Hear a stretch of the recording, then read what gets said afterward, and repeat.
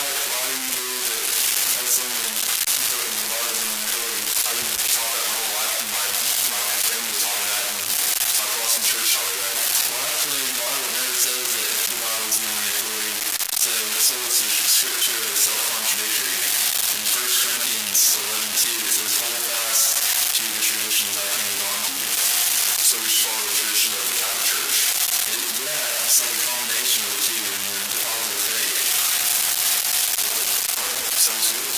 Yeah, it does. I love it. Thank you. Thanks for watching. Stay tuned. Up next, Matt Cox's interview with the Pope. Thank you for tuning in tonight. We have the Pope with us to answer some questions about Catholicism. Hello, believers. And defend his faith. This is Pope Philly the First. So, Pope Philly, did Christ assign special roles within the church? It seems to be a point of confusion among many Protestants today. Christ passed on apostolic succession through the laying of hands, which he anointed Peter, the Pope, the first Pope, and the rest of the apostles were made bishops, and that's how it began. So you're saying that every generation gets new bishops through they're indirectly linked to the apostles and Peter. Passed on through Catholic tradition and the laying on of hands. Let's see. So did Christ find the church on Peter himself or on Peter's confession of faith? The church is actually found on Peter symbolically because Peter means rock, which means he's our foundation. So that means that all of our traditions are based off of that, and we pass those along to the next generations. Okay, I see.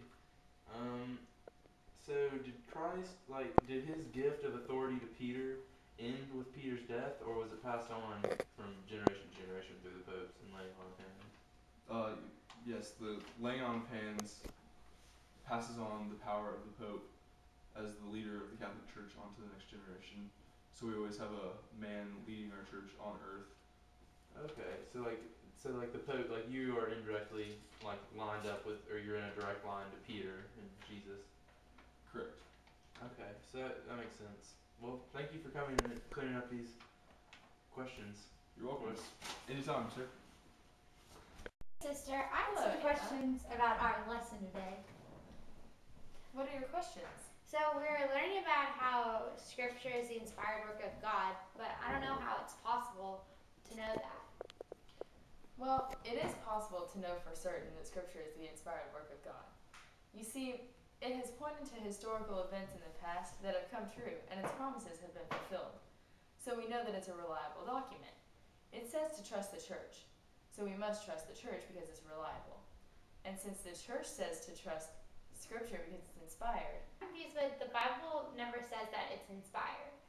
Yes, but the Bible points to the church, and the church says that it's inspired. Oh, that makes sense. It was the early Christians, what did they learn, or how they learned their faith? Did they just use Scripture alone? They actually didn't use Scripture at all because they only had oral tradition. The Scripture was not written down and passed out because there was no way to mass produce it. So they just trusted on oral tradition based on the apostles.